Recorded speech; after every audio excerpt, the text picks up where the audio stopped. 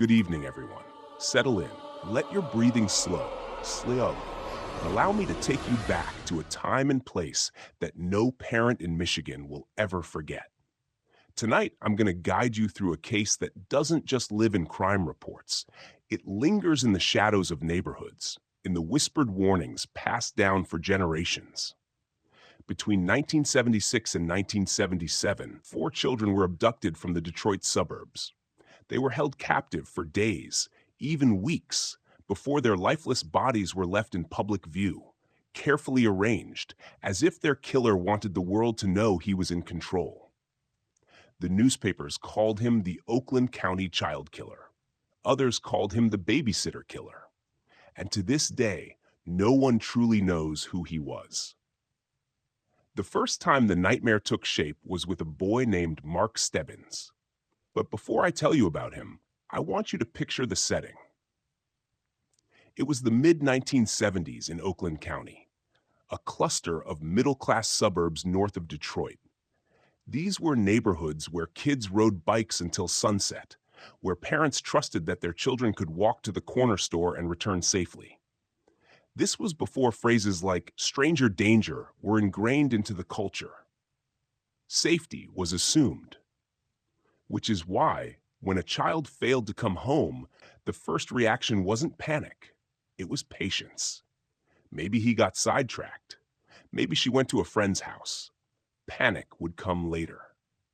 On February 15, 1976, 12-year-old Mark left his home in Ferndale, a tidy town with rows of modest houses and a few quiet streets of shops. He walked to the American Legion Hall, just a short distance away. It was the kind of place kids often visited for community events. Mark was the kind of boy people described as polite, dependable. That night, though, he never made it back home. When Mark didn't return, his mother reported him missing.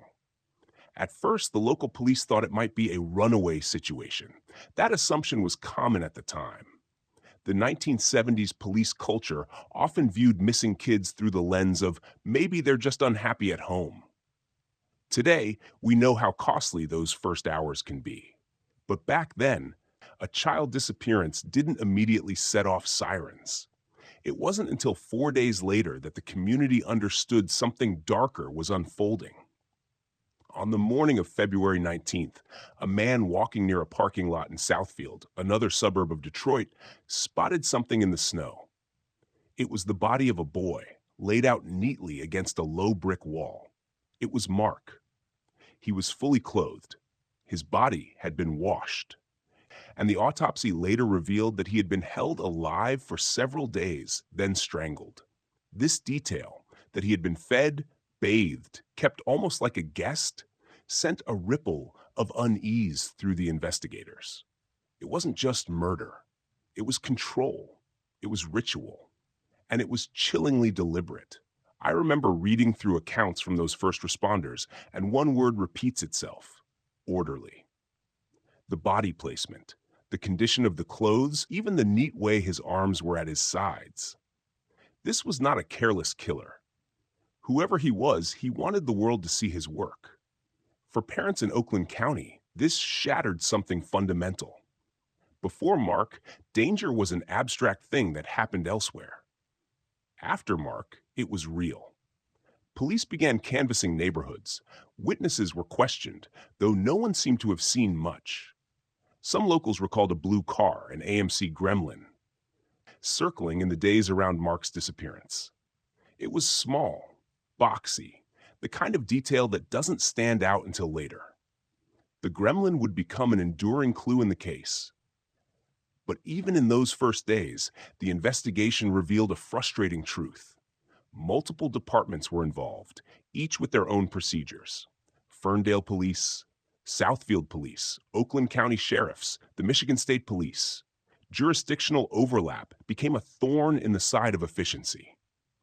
And, tragically, the killer seemed to know it. One unusual fact often overlooked is that the Oakland County child killer case was among the first in the U.S. to push local police into considering behavioral profiling. At the time, the FBI's behavioral science unit was still in its infancy. The idea of building a psychological sketch of a killer rather than just chasing physical evidence was revolutionary. Early profilers suggested that the killer was organized, intelligent, possibly living with someone else, and that he might even present himself as respectable, someone parents would not immediately suspect. That idea chilled investigators because it meant he could be blending into the very fabric of the community. There's a scholarly debate that still lingers. Did the investigators miss the opportunity to fully apply profiling methods early on? Or were those tools simply too underdeveloped in 1976 to have made a difference? Some criminologists argue that had the FBI's profiling been more widely embraced, the suspect pool could have been narrowed sooner. Others counter that the science wasn't ready yet, and that hindsight unfairly magnifies what could have been done. Meanwhile, parents in Ferndale were holding their children close. Newspaper articles from that February show mothers quoted saying they no longer let their kids walk alone, even in daylight. Something as simple as riding a bike felt like a risk. In a suburban culture built on trust and routine, this was devastating. For me, the most haunting aspect is that the killer chose to return Mark's body to the public. He didn't bury him in a remote location. He didn't try to erase evidence through destruction. He displayed him. That choice speaks volumes. It suggests he wanted recognition, or perhaps he wanted to terrify, to insert himself into the lives of an entire county, not just one family. And he succeeded. From the moment Mark Stebbins' body was found, Oakland County was never the same. The police were under pressure, the public was panicked, and somewhere, a killer was already preparing to strike again. This was only the beginning. When the snow finally melted in February 1976, there was a heaviness in Oakland County that didn't leave. You could sense it in grocery store aisles, in the hushed conversations at church, even in the way parents clutched their children's hands just a little tighter.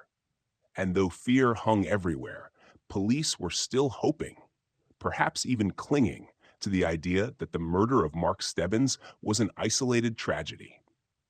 That hope didn't last. On December 22, 1976, the next child was reported missing. Her name was Jill Robinson. She was 12 years old, from Royal Oak, another suburb that bordered Ferndale. Jill was strong-willed, more independent than most children her age. That night, she had an argument with her mother over something as ordinary as chores. In frustration, Jill packed a small bag, took her bicycle, and pedaled away. To her mother, it seemed like a temporary rebellion. Maybe Jill would stay at a friend's house. Maybe she'd cool down and come back by bedtime. But Jill didn't come back. When hours passed with no word, her mother reported her missing. At first, some believed Jill might have run away. After all, she'd left following an argument. Police reports even noted the possibility. But by Christmas Eve, that theory collapsed. On the morning of December 26, 1976, a passing motorist driving along Interstate 75 near Troy noticed something on the roadside.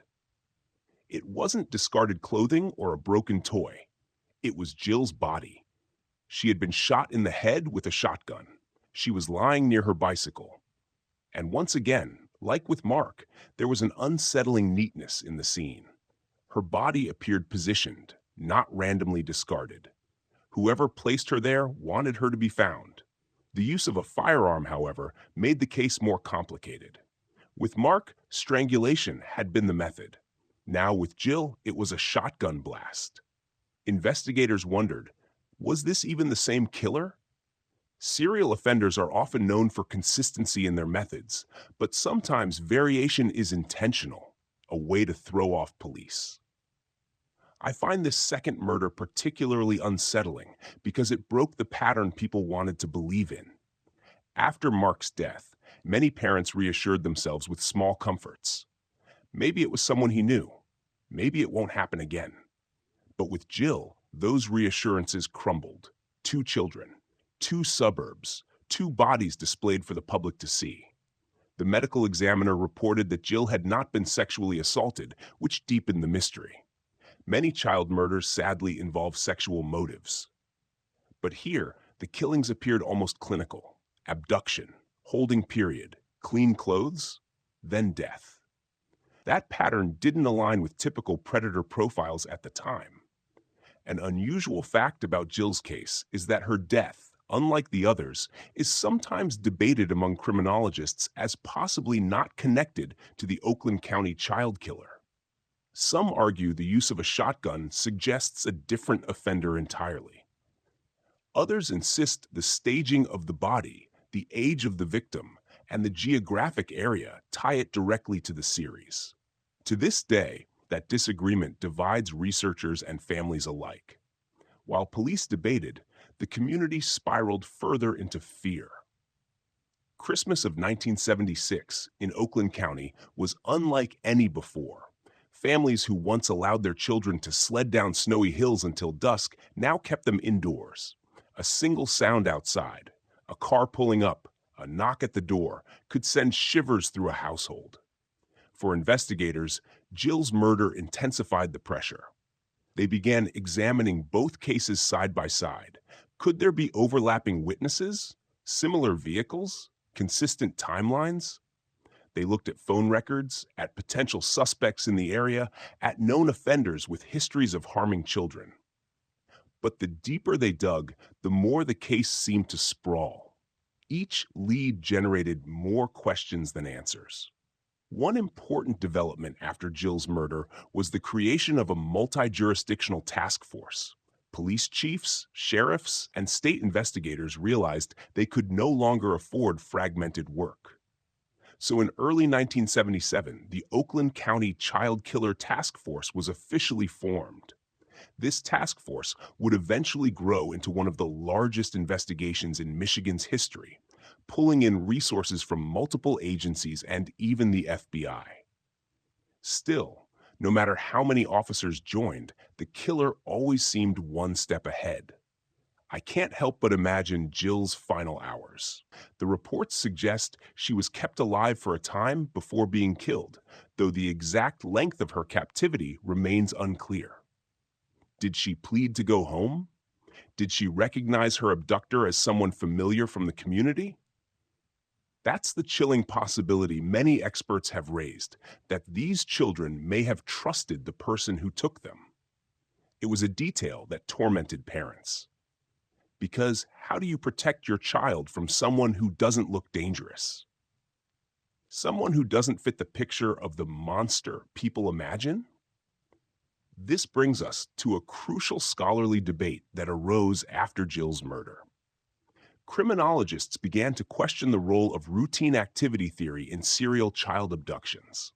This theory, first developed in the late 1970s, argues that crimes occur when three things overlap: a motivated offender, a suitable target, and the absence of a capable guardian. Oakland County seemed to embody that intersection. Children were highly visible and independent, communities assumed safety, and motivated offenders could blend in, unnoticed. Some experts argue the Oakland County murders demonstrated the tragic consequences of that theory in action. Others argue that attributing the case to social routines risks oversimplifying a killer who may have been uniquely calculating and manipulative. As the debate unfolded in classrooms and police meetings, parents lived in dread. By the end of 1976, 2 children had been taken and displayed. No arrests, no suspects publicly named. And the killer, if it was one killer, was still out there watching. The suburban snow turned gray with salt and car exhaust as the year turned into 1977. People prayed that the nightmare would stop. But in their hearts, they knew it wasn't over. And they were right. It was the first weeks of 1977, and the atmosphere in Oakland County was tense. Schools had just reopened after Christmas break, and children were trying to return to their normal routines. But the normalcy was fragile. Parents walked their kids to bus stops instead of letting them go alone. Teachers reported more absences than usual. Even the smallest delay, a child coming home 10 minutes late, sent waves of panic through neighborhoods. Against this backdrop, on January 2nd, 1977, another child vanished. Her name was Christine Mihelich. She was just 10 years old, a lively, curious girl from Berkeley, Michigan. Christine loved movies, music, and had a playful streak that friends remembered fondly. That Sunday, she asked her mother if she could walk to the local 7-Eleven to buy a magazine. It was a short trip, only a couple of blocks. In another time, in another place, it would have been a harmless errand. But in Oakland County, even those short walks carried unseen danger. Christine never came back. Her mother reported her missing within hours. Unlike in Mark's case the year before, the police didn't dismiss it as a runaway situation. The county already had 2 child murders weighing heavily on its conscience. When Christine disappeared, alarms went up immediately. Flyers were printed. Local news stations aired her picture that same night. Volunteers formed search parties, combing nearby streets and wooded areas. Parents who had once avoided discussing the murders now whispered openly, "It's happening again." For 19 long days, the Mihelich family lived in uncertainty. Every phone call carried a glimmer of hope that she might have been found alive. But deep down, many feared the outcome would mirror Mark's and Jill's. On January 21st, 1977, those fears were confirmed. A mail carrier, walking his route in Franklin Village, a quiet suburban community, spotted something in the snow beside a rural road. It was Christine's body. Like Mark, she had been carefully laid out, fully clothed, clean, her small frame resting in the open as though deliberately presented. The autopsy revealed she had been held alive for at least 2 weeks, possibly fed and cared for, before being smothered. The detail that unsettled investigators most was how long she had been missing before her death. If she had been alive for nearly 3 weeks, that meant the killer was holding her during the height of the search. As police dogs scoured neighborhoods, as volunteers distributed flyers, Christine was alive somewhere, hidden in plain sight. That realization shook the community to its core. It meant the killer wasn't just targeting children. He was also taunting the entire county. I find Christine's case especially haunting because of the timing. She disappeared during a period when parents were at their most vigilant, yet she still fell victim. It tells us that the killer was either incredibly opportunistic or terrifyingly calculated, and either possibility is chilling. The investigation into Christine's disappearance introduced a new flood of tips.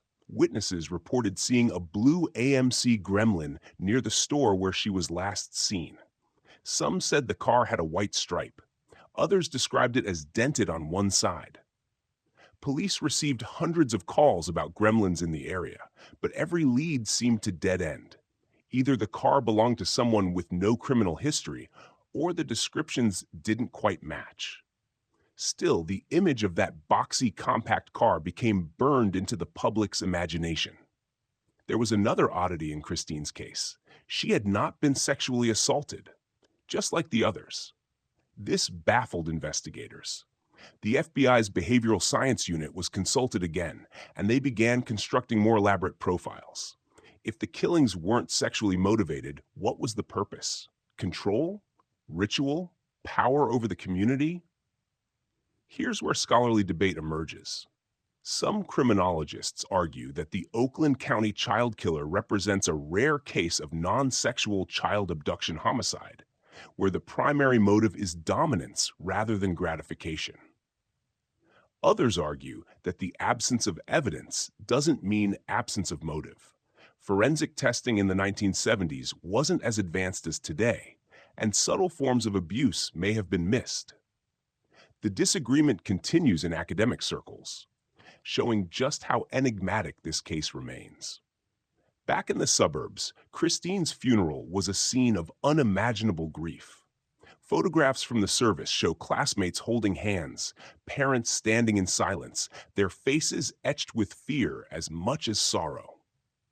The message was clear. Children weren't safe, no matter how watchful their families tried to be. This was when the community's trust truly fractured. Neighbors who once left doors unlocked now triple-checked them at night. Parents no longer allowed children to walk alone, even in daylight. Churches organized group meetings on safety. The once idyllic vision of suburban Detroit was gone, replaced with a collective paranoia. For investigators, the challenge only grew. 3 children, 3 similar patterns, 3 bodies left in public. And still, no arrest, no definitive suspect. The task force expanded further, eventually including over 300 officers from across Michigan. Tips poured in daily, ranging from eyewitness accounts to psychic visions.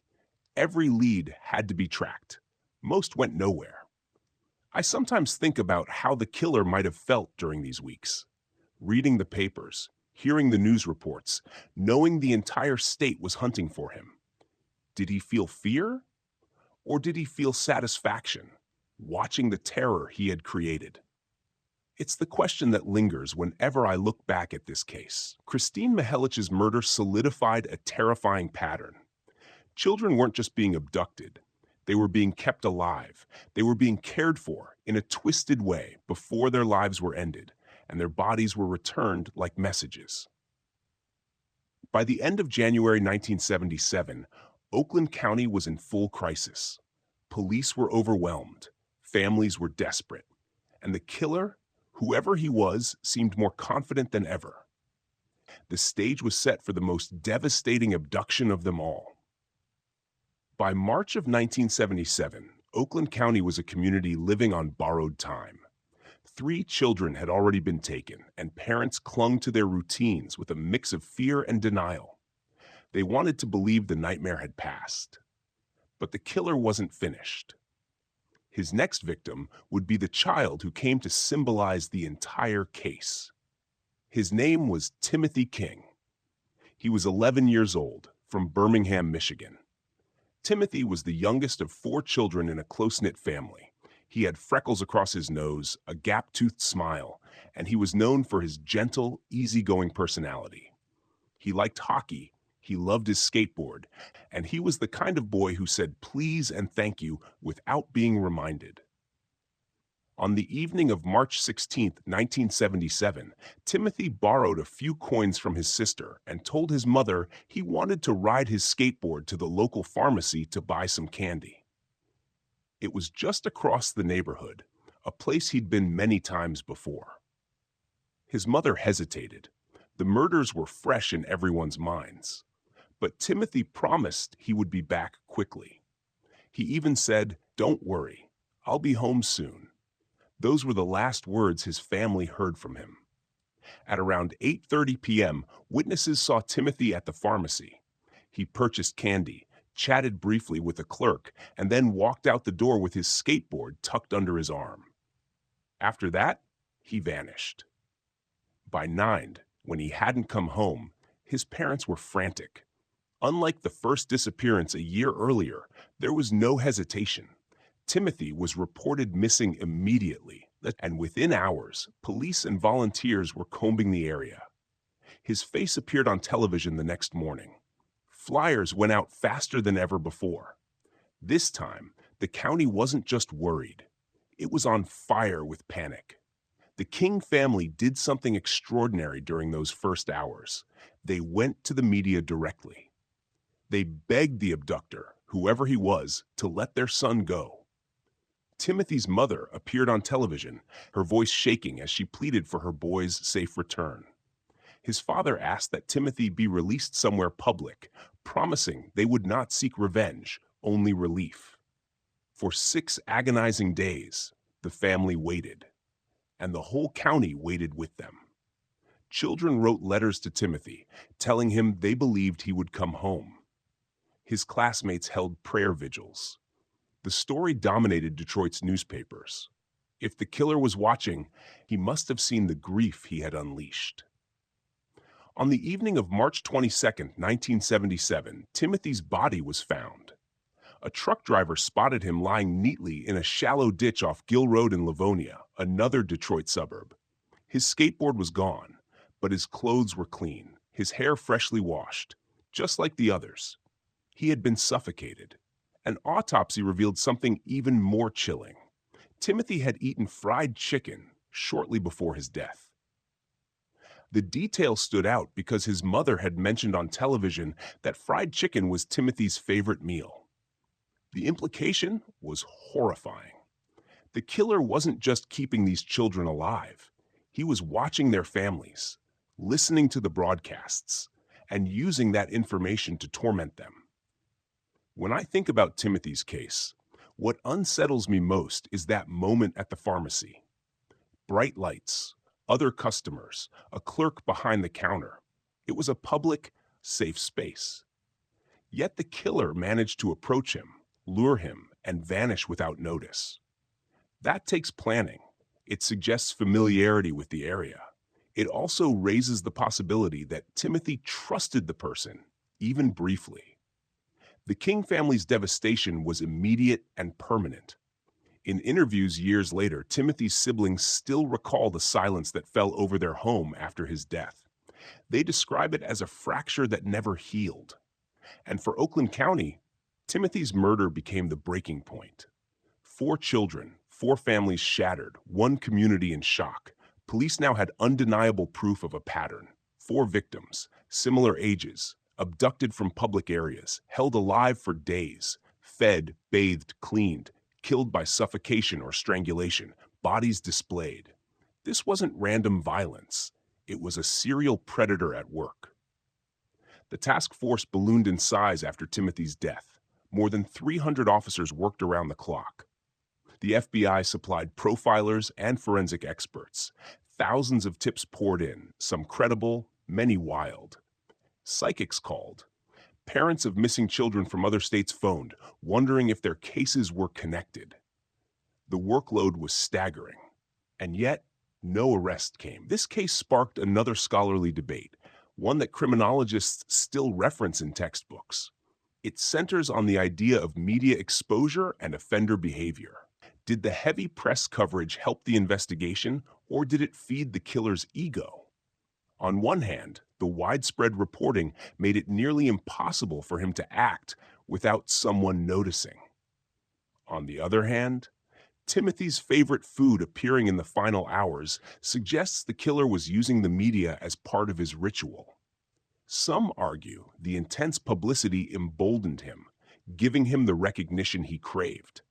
Others believe the coverage was essential, as it mobilized the community and increased vigilance. The truth may be both. For residents of Oakland County, Timothy's death ended any illusion of safety. Children no longer walked to school alone. Playgrounds sat empty. Even trick-or-treating, once a cherished suburban ritual, was canceled in some neighborhoods that fall. The killer had not just taken 4 lives. He had stolen the trust of an entire generation. And yet, in the middle of that fear, people still tuned in each night for updates, clinging to any scrap of information. The killer had become a ghost haunting the county, everywhere and nowhere at once. Before we continue, let me pause here and ask something of you. If you're still with me deep into this story, take a moment to support the channel. Tap that like button and subscribe, but only if you want more true stories that unravel slowly and keep you awake with their shadows. And while you're here, share something with me. Tell me where in the world you're listening from and whether it's night or day as you listen. I'd love to know, because as we move forward, the story only grows darker. The fear would soon turn into frustration, the kind that poisons trust not just between neighbors, but between citizens and the very police sworn to protect them. And the killer? He was still out there. In the weeks after Timothy King's death, Oakland County felt like a place under siege. Parents walked their children to school, locked every door and window, and jumped at the sight of unfamiliar cars on their street. But beneath that nervous vigilance lay another current: anger.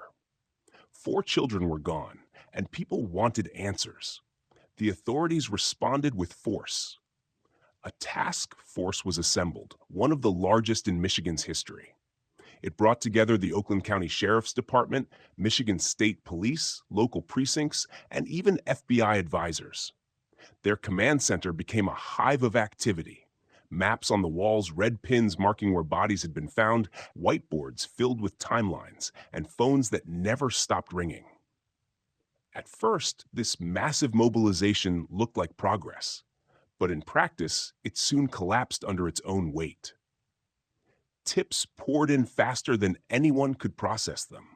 Some were sightings of suspicious vans. Others were calls from psychics claiming visions of the killer. Still others were neighbors turning in neighbors, convinced that the quiet man down the street must be involved. Over 11,000 leads were logged within months.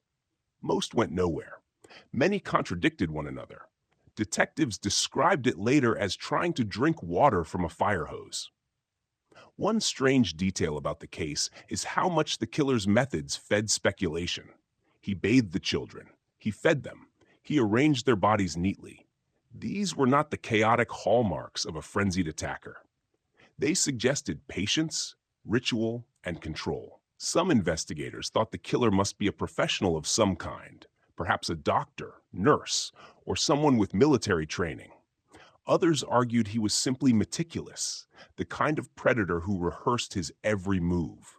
The uncertainty deepened the mystery.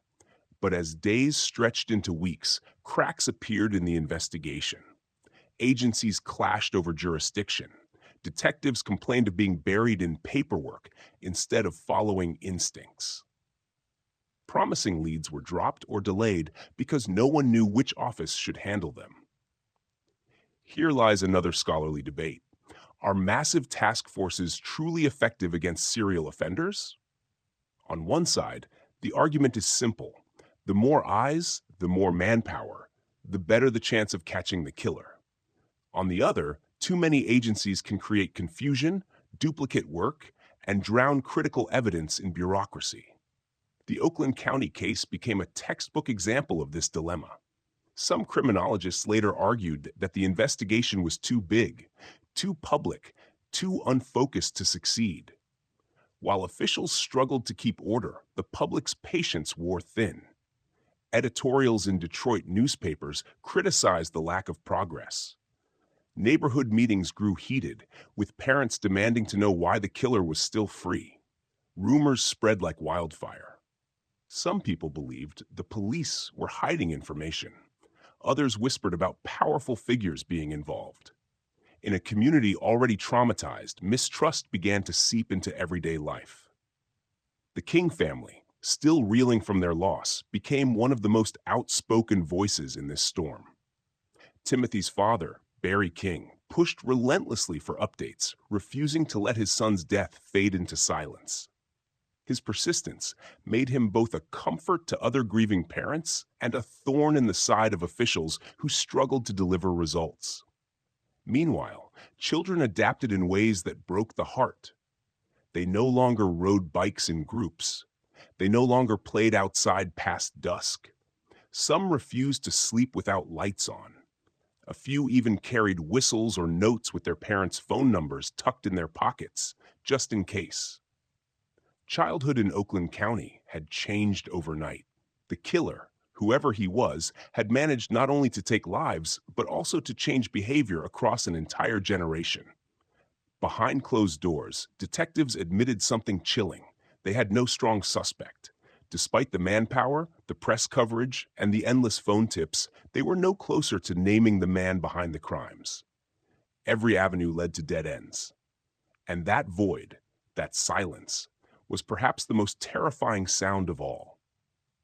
It is here, at this midpoint, that the Oakland County case shifts from a series of tragedies into something larger. It becomes a story not just of 4 murdered children, but of a system overwhelmed, a community fractured, and a mystery that refused to yield to even the most determined pursuit. For me, this is where the case begins to feel like a spiral, a looping sense of déjà vu. Each lead raised hope, only to collapse. Each press conference promised progress, only to disappoint. And as the task force swelled and then faltered, the killer seemed to fade further into the shadows, as if he had always been one step ahead. But in the absence of answers, suspicion doesn't die. It grows. It twists. And soon the county would turn inward, pointing fingers not just at strangers, but at its own. The mood in Oakland County darkened after months without progress. With every unanswered question, suspicion began to drift closer to home. It wasn't just a faceless predator lurking somewhere beyond the suburbs anymore. To many, it started to feel like the killer might be one of them. Someone you'd pass in the grocery store, someone who waved as you collected your mail. Neighbors turned on neighbors. Strange habits suddenly seemed sinister. A man who kept to himself was rumored to be hiding something. A woman whispered that the father across the street was never where he claimed to be. Even children picked up the tension, pointing to houses they were warned not to go near, not because of proof, but because of whispered fear. Detectives followed these leads because they had to. Dozens of men were questioned. Some were asked to submit hair or fiber samples. Others were placed under quiet surveillance. One man in particular became a lightning rod after local kids claimed he tried to lure them into his car. Police hauled him in, but evidence didn't connect him to the murders. He was released. The damage, though, was done. His life in the neighborhood was never the same. Then came something stranger. A psychiatrist in Detroit received a letter, typed neatly, with a name signed at the bottom. Allen. The writer claimed to know details about the killings, hinting at involvement or at least close knowledge of the perpetrator. He described guilt, inner conflict, and a sense of being trapped by another man, a powerful figure he called Frank. This letter sparked chaos. Was it genuine? Was it a cruel hoax? Experts examined the phrasing, the psychology behind the words. Some believed it revealed a tormented insider who wanted to confess but couldn't. Others dismissed it as attention-seeking noise. Either way, it added fuel to a fire already raging with paranoia. Here we touch on an important scholarly debate. How reliable are anonymous confessions or letters in serial investigations? On one hand, they can crack cases wide open. Think of the Unabomber, identified in part through his writings. On the other, countless hoaxes waste resources and cloud judgment. The Oakland County case became tangled in this exact dilemma. Should investigators treat Allen as a breakthrough or as just another dead end among thousands? Meanwhile, the composite sketches released to the public added their own layer of confusion. Witnesses described a man with sideburns driving a dark-colored car. Another recalled a man with a bushy mustache. Others mentioned clean-cut appearances that didn't match earlier accounts at all. By the time artists combined these descriptions, the resulting sketches seemed less like a portrait and more like a blurred mask of possibilities. Families of the victims watched this unfold with growing frustration. Barry King, Timothy's father, publicly questioned why more wasn't being done to follow up on credible leads. He was met with the same refrain: "We're working on it, but it takes time." Time, of course, was the one thing the parents no longer had. I often think about what it must have been like living in that county at that moment. Imagine going to sleep knowing the killer hadn't been caught. And worse, knowing that he might not be some shadowy drifter at all, but someone who lived down the block. The unease must have clung to the walls of every home. This is the turning point in the case. The fear was no longer just about a predator. It was about betrayal of trust. When you start to believe evil might live right next door, your whole sense of safety collapses. Before we push deeper into the maze of suspects and theories, I want to pause here. If you've been listening closely, you can probably feel that tension in your chest, that weight of suspicion growing heavier with each false lead. Take a second, breathe with me. And while you do, consider helping this channel grow. If stories like these keep you awake long into the night, subscribe, and let's keep exploring the truths others would rather leave buried. And just for fun, drop a note in the comments. Where are you listening from right now? And what's the local time on your clock? I love knowing how far these stories travel. As for Oakland County, the circle of suspicion would soon grow even wider. The name Allen would not disappear, and whispers of powerful figures, secret networks, and buried evidence were about to become part of the story, whether investigators liked it or not. By the late summer of 1977, the narrative of the Oakland County child killer began to shift. At first, authorities spoke of a killer, a singular figure, a lone predator slipping through the suburbs like smoke. But evidence started to challenge that simplicity. Laboratory reports revealed something odd. Fibers found on one victim didn't match fibers on another. Carpeting samples hinted at different sources. Dog hairs recovered from bodies weren't consistent across cases. If one man was responsible, he would have needed access to multiple cars, multiple homes, multiple animals. It was possible, of course, but it stretched belief. That's when the whispers began. Maybe there wasn't one killer. Maybe there were several. Detectives quietly floated this theory during late night meetings. Some pointed to the consistency of victim profiles. Children between 10 and 12, boys and girls both, as proof of a single signature. Others argued the meticulous staging could have been shared, learned, or copied. If more than one perpetrator was involved, it might explain the unusual control, the resources, and the way the investigation kept hitting walls. The possibility of a group darkened the picture. It wasn't just the idea of a murderer, but of a network, organized, calculating, and perhaps bound by something even more sinister. This is where the case brushes against one of its strangest facts. During fiber analysis, investigators admitted that the mix of trace evidence felt like a patchwork quilt. It was as though the children had been kept in different environments before being returned to the same final resting ritual.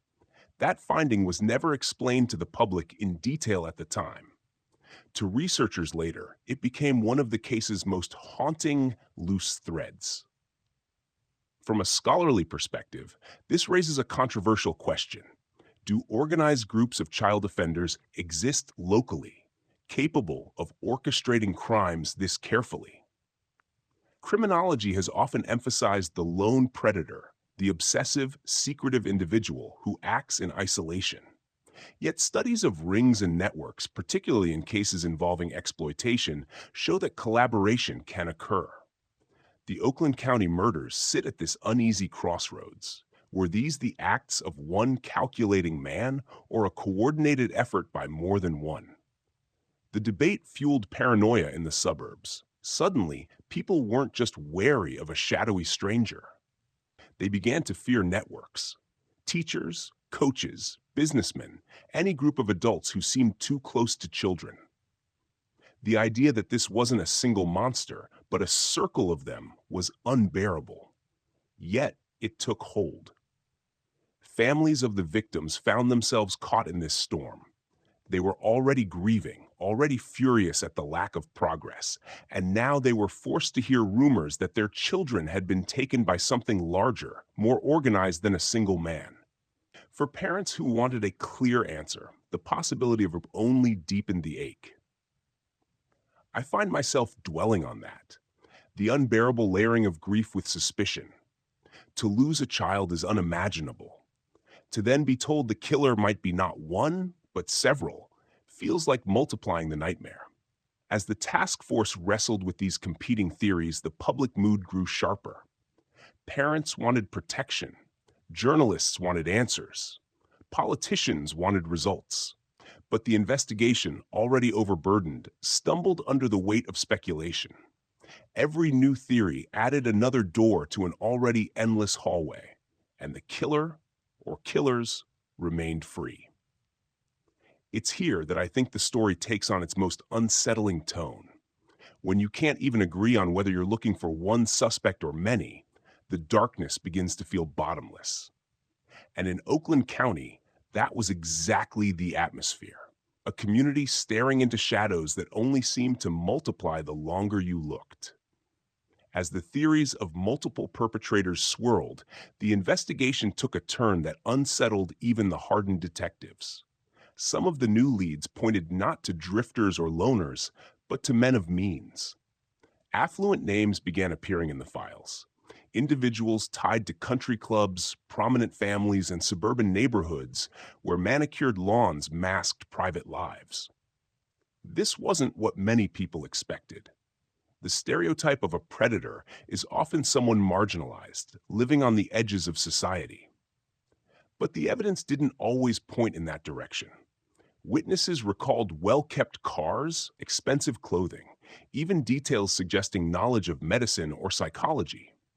When detectives whispered about possible suspects behind closed doors, they sometimes found themselves staring at photographs of men in suits, not trench coats.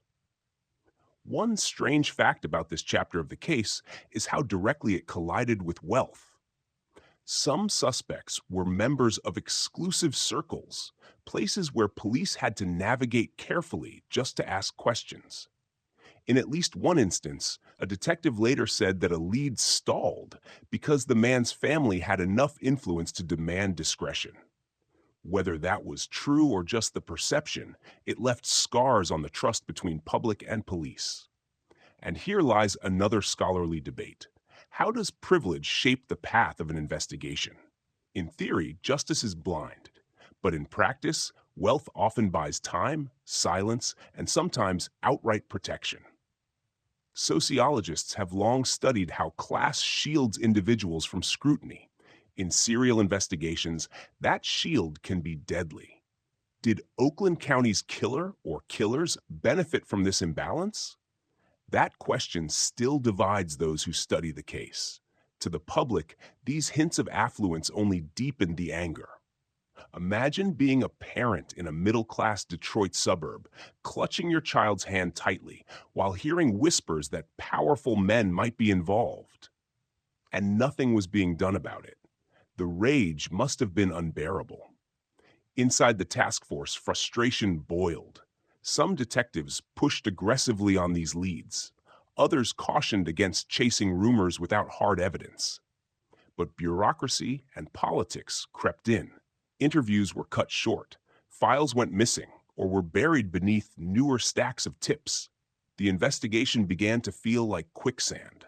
The harder they pushed, the more they sank. For families, this was salt in an already gaping wound. Parents who demanded updates were met with vague reassurances. "We're working on it," they were told, again and again. Behind those words, though, many sensed hesitation. Some believed the police were afraid of stepping on powerful toes. Others believed they had stepped too close already and had been told to back away. I imagine the tension in those living rooms. Fathers staring at the evening news, mothers folding laundry with trembling hands, children overhearing snippets of hushed adult conversations. These homes were no longer places of safety. They had become pressure cookers of fear and mistrust. And yet, despite the weight of it all, the investigation pressed on. Suspects from affluent backgrounds weren't ruled out. They were questioned, sometimes quietly, sometimes not at all. Their names faded into the background of the thousands of pages that made up the case file. This part of the story always chills me. It's not just about murder. It's about the way society decides who to scrutinize and who to shield. When the scales of justice tilt even slightly, the consequences can echo for decades. Oakland County was learning this the hard way. And soon, the whispers about wealthy suspects would evolve into something more dangerous.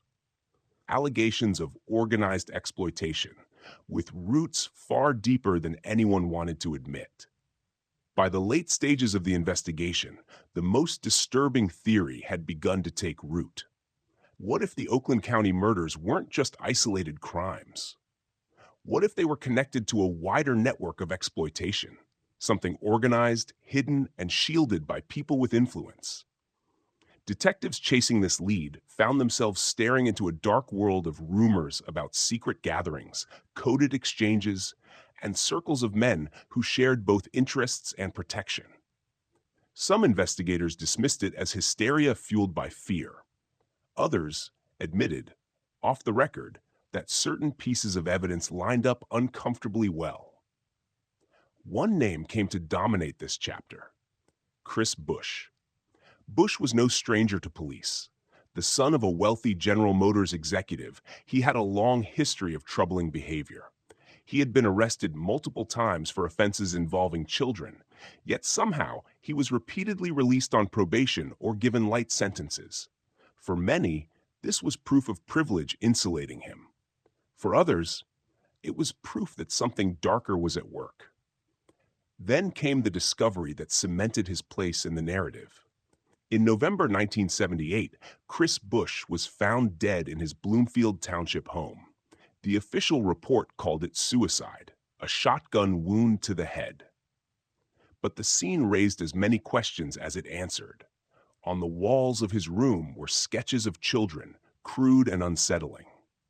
Among his belongings were items investigators thought could connect him to the Oakland County case: a ligature, materials hinting at control and restraint, and yet no direct evidence tied him to the murders. There was no blood, no fibers, no DNA, just implications and a convenient end to questioning. This became one of the strangest facts of the case. Here was a man with both motive and opportunity, with disturbing materials in his possession, and with a pattern of behavior that aligned too closely with the crimes. And yet, with his death, the momentum of investigation against him slowed to a crawl. Here we arrive at a scholarly debate that still rages. Does a suspect's suicide imply guilt, or can it mislead investigators? Some argue that suicide in the wake of mounting pressure is an admission in itself. Others caution that it can just as easily be coincidence, or even staged. In Bush's case, the arguments have never settled. For the families, the news of his death offered no comfort. Some felt relief, hoping the nightmare was over. Others felt robbed, denied a trial, denied answers, denied justice. Barry King, in particular, refused to accept that Chris Bush's death closed the book. He demanded to know why a man with such a history had been free to walk the streets in the first place. I find this part of the case especially haunting. Because if Bush was involved, then privilege and protection didn't just hinder the investigation. They may have cost lives. And if he wasn't, then his death only muddied waters already too dark to see through. The broader theory of an organized ring gained traction from there. People pointed to inconsistencies in the evidence, the hints of multiple perpetrators, and the way leads connected back to well-connected circles. It became more than a theory.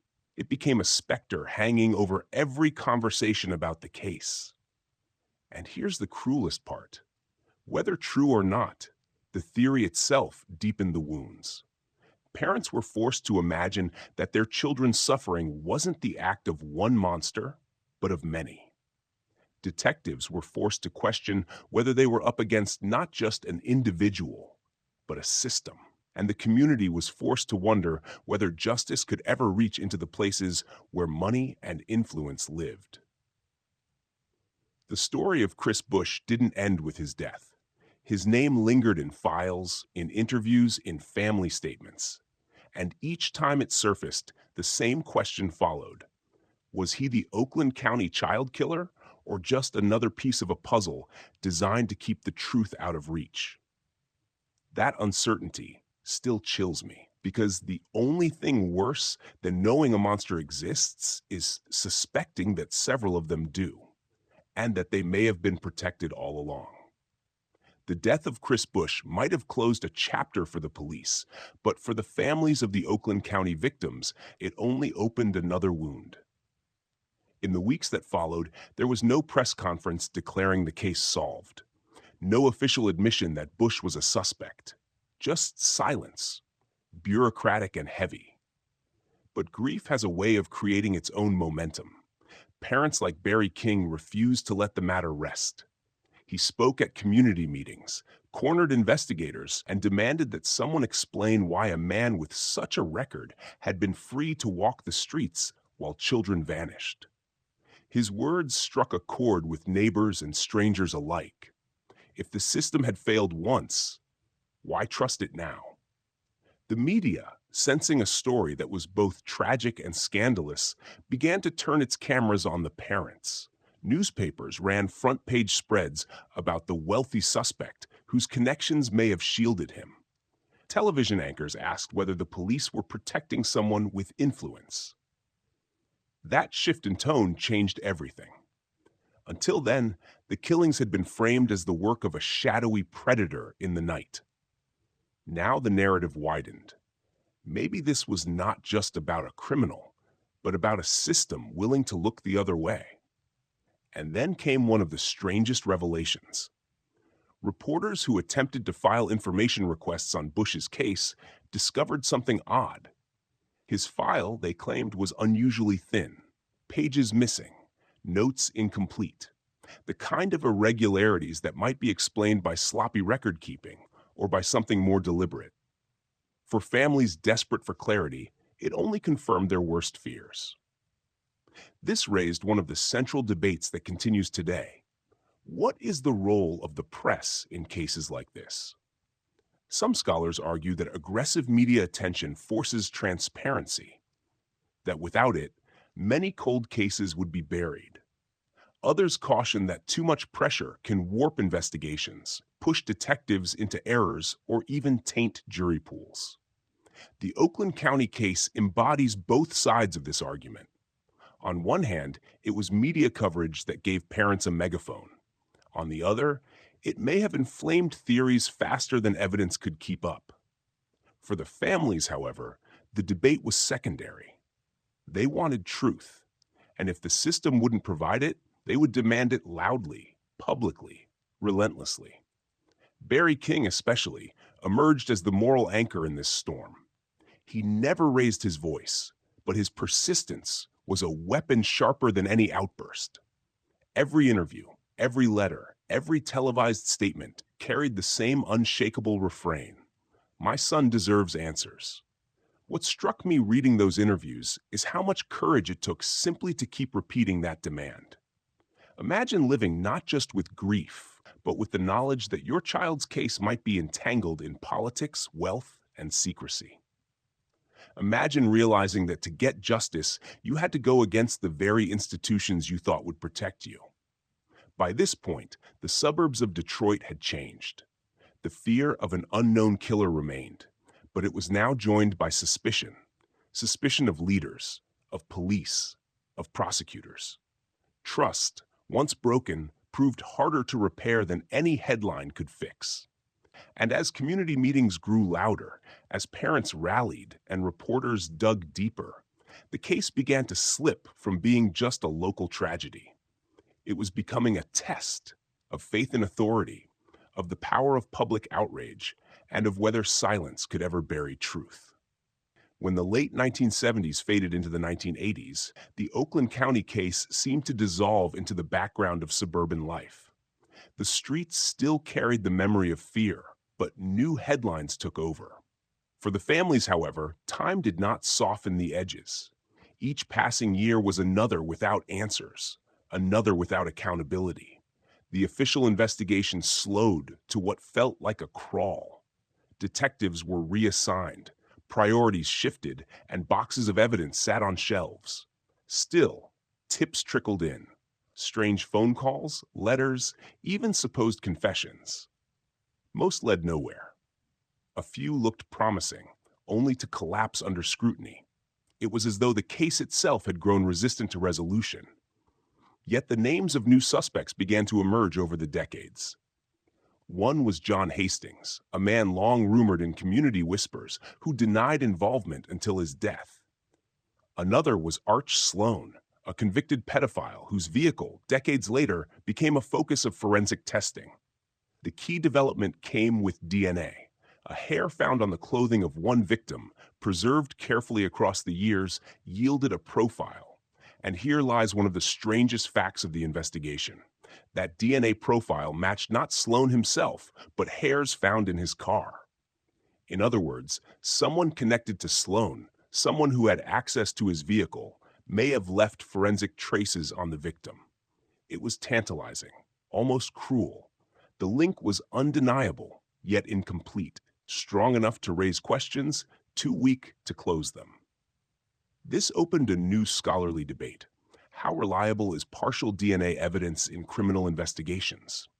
Some argue that any consistent genetic marker is a beacon, proof that science can cut through decades of uncertainty.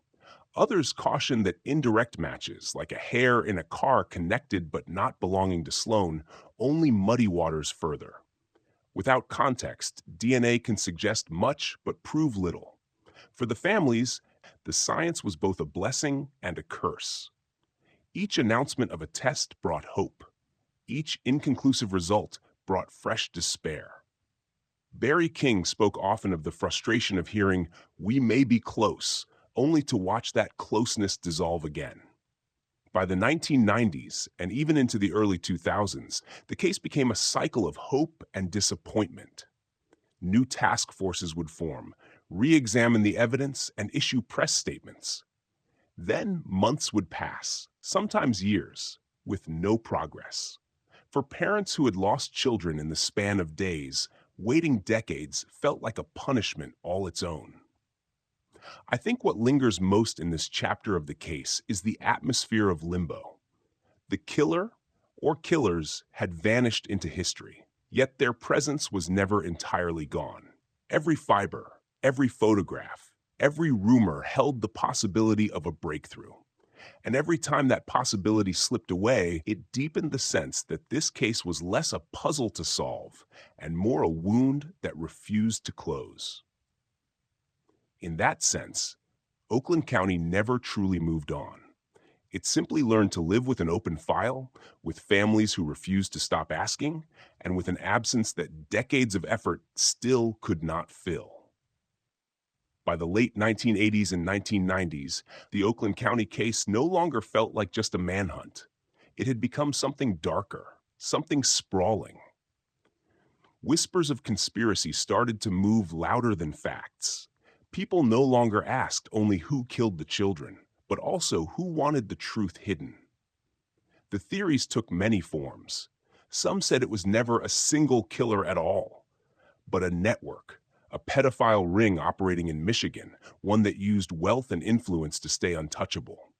Others believed that law enforcement itself, or people with connections to it, had bungled the investigation so badly that they buried their mistakes under layers of silence.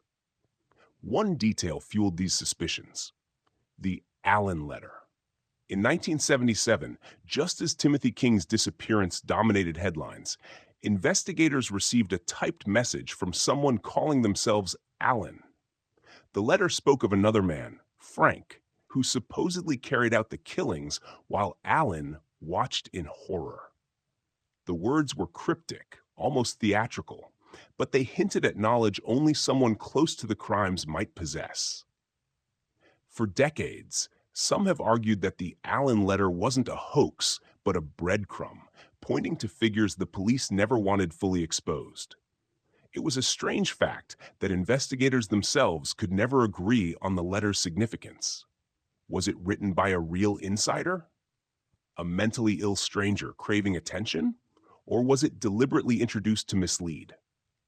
No one ever proved its origin. From this uncertainty grew a thornier question and a scholarly debate still alive in criminology today. Do conspiracy theories help or hinder unsolved cases? On one hand, they keep public attention alive, ensuring that files aren't forgotten in dusty archives. On the other, they blur focus. They create phantom suspects, imaginary motives, and can drown out legitimate leads under noise. In the Oakland County case, that noise grew deafening. Parents of the victims were split. Some, like Barry King, came to believe there truly was a cover-up, perhaps protecting wealthy pedophiles in Detroit. Others worried that too much energy was being wasted chasing shadows instead of forcing accountability on the most concrete suspects. What made it worse was the silence of institutions. Decades passed, yet many documents in the case remained sealed. Reporters who pushed for access often hit walls. It was as though the truth had been locked in a vault, with the key deliberately thrown away. And so, rumors hardened into belief. In homes across Michigan, the case became less about 4 children and more about a system that seemed unwilling or unable to confront its own failings. People spoke of police chiefs pressured by politicians, of prosecutors steering attention away from certain families, of files quietly disappearing. Whether those stories were accurate hardly mattered. They fed a perception of darkness behind the official story. That is where Part 12 leaves us. Not just with a killer never caught, but with a community trapped in questions bigger than any one person. Who protects children when the very institutions meant to do so may themselves be hiding secrets? When the calendar turned to the 2000s, Oakland County's deepest wound was reopened by technology and persistence. Cold case units, armed with DNA analysis unavailable in the 1970s, began reviewing everything. Boxes once gathering dust were pulled down again, and suddenly the old names resurfaced. One name in particular drew attention: John Mark Allen. His connection was unsettling. Investigators began to believe that the mysterious Allen letter, sent during the height of the killings, could be traced to him. Allen had long been a fringe character in the periphery of the case, mentioned but never squarely confronted. Now, with modern tools and re-interviews, his shadow grew larger. Allen had associates with troubling histories, and he himself was no stranger to law enforcement. What sharpened suspicion were informants who claimed Allen had once spoken about the Oakland County crimes with a familiarity no outsider should have. One informant even alleged that Allen described details never released to the public. To test this, police brought him in for a polygraph examination. That's where things became tangled. Some examiners concluded he had failed, that his physiological responses, changes in breathing, sweating, heart rate, betrayed deception. Others looked at the same charts and said they were inconclusive. This led to one of the strangest and most frustrating facts in the later investigation. The same man, the same test, but 2 different professional interpretations. It exposed the shaky foundation of polygraph technology itself. And here we arrive at a scholarly debate that still divides courts, criminologists, and psychologists. Are polygraphs useful tools or scientific illusions? Advocates argue they can point investigators in the right direction, offering pressure that cracks guilty suspects. Critics counter that they measure stress, not lies, meaning an innocent person under pressure could fail, while a composed liar could pass. In fact, polygraph results are rarely admissible in court because of this very problem. For the families of the Oakland County victims, Allen's polygraph was another devastating limbo. Did he know something? Was he part of it? Or was he just another name that police chased down before moving on? No one ever produced a confession, and no charges were filed. What did surface, however, was a renewed sense that the case was not buried, that somewhere in the network of suspects, a truth remained. In press conferences, officials spoke cautiously, almost nervously, about persons of interest. They avoided firm declarations, but the implication was clear. Someone alive might still be carrying the weight of those 4 murders. For me, this part of the story feels like the case gasping for air, one last surge of energy before fading again. The late investigations gave hope, yes, but also revealed the fragility of memory, evidence, and even the tools we use to measure truth. Allen never stood trial. The letter remained contested. And yet, his presence lingers over the case, one more figure in a cast of shadows. In the 2010s, technology once again breathed life into the Oakland County files. DNA testing had advanced beyond anything detectives in the 1970s could have imagined. Samples stored for decades, fibers, hairs, even minute skin traces, were examined with new precision. The results brought both clarity and frustration. The mitochondrial DNA from hairs on two victims' clothing was consistent with samples found in Arch Sloan's car, the same convicted pedophile long on investigators' radar. But Sloan himself was not the donor. That meant someone else, someone who had access to his car, had been in contact with the children. A lead that pointed strongly toward a network, but without names. Another name resurfaced too, Christopher Bush. His story was haunting. A wealthy man from a prominent GM family, Bush had been arrested for child sexual abuse in the mid-1970s, but never imprisoned long. He lived comfortably, shielded by influence. In 1978, just months after the Oakland murders stopped, Bush was found dead in his home. Officially, it was suicide by shotgun. But the details were unsettling. Police inventory reports listed disturbing evidence: child pornography, bondage sketches, and drawings that some claimed eerily mirrored the positions in which victims were discovered. One sketch in particular depicted a boy bound at the wrists and ankles, lying in a posture too close to the victims to ignore. And yet, Bush was never charged with the murders. His death closed the book on his involvement in the eyes of some, but for others, it screamed cover-up. How could someone with such material, with such a history, not have been pursued harder? Here lies a difficult scholarly debate. How much weight should circumstantial evidence hold in a case where physical proof is absent? For some criminologists, clusters of disturbing details, prior offenses, opportunity, incriminating sketches, form a mosaic pointing directly to guilt. For others, without DNA or a confession, these remain just associations, not verdicts. Bush sits at the center of this argument, too suspicious to dismiss, too inconclusive to convict. Families of the victims felt betrayed once again. Barry King, Timothy's father, gave interviews expressing his anguish over how the case had been handled. He believed authorities had overlooked powerful suspects, either from negligence or from pressure by those in power. By now, the Oakland County child killer case had become more than an investigation. It was a generational scar, passed down through decades of unanswered questions. Detectives retired and new ones took their place, inheriting the same files, the same names, the same looping suspicions. Each announcement of new testing brought flickers of attention, but still no charges. The weight of time pressed down.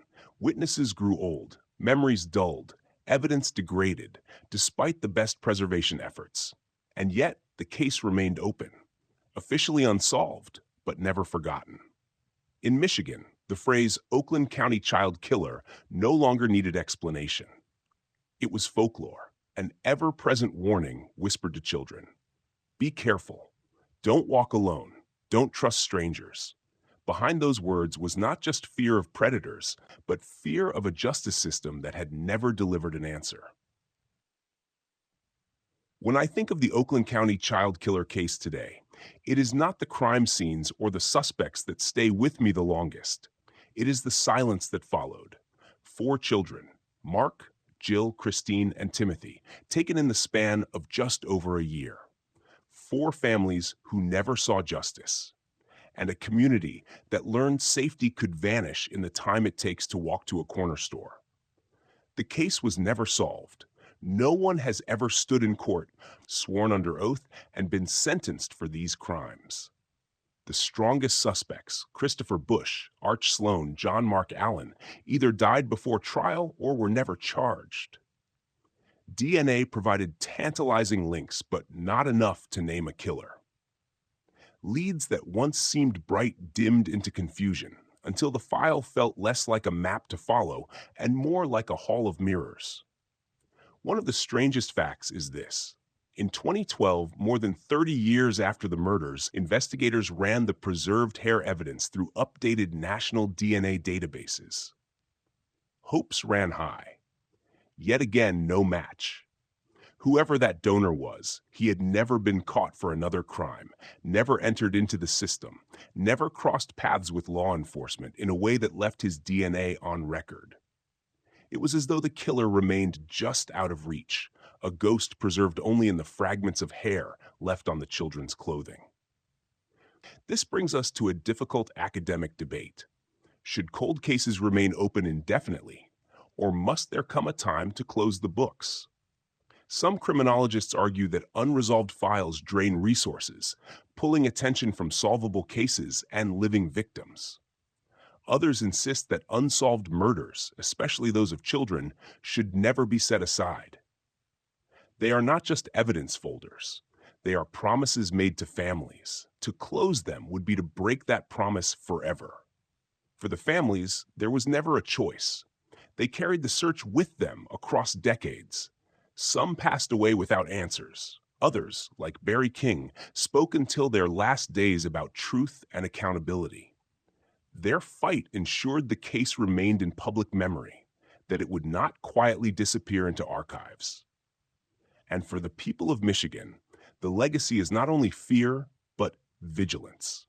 The Oakland County child killer changed the way parents looked at their neighborhoods. It changed how children were warned about strangers. It revealed in the most painful way the limits of law enforcement when fractured by politics, resources, and time. Tonight, as we close this story, I want to slow down. You've walked with me through 4 decades of fear, investigation, frustration, and resilience. We end without a verdict, without a sentence, but not without meaning. These children are remembered. Their names are spoken. Their case remains open. And perhaps one day, with advances in science, a match will surface, and the silence will finally be broken. For now, though, we let the story rest. This case ends here. I wish you a peaceful night's sleep.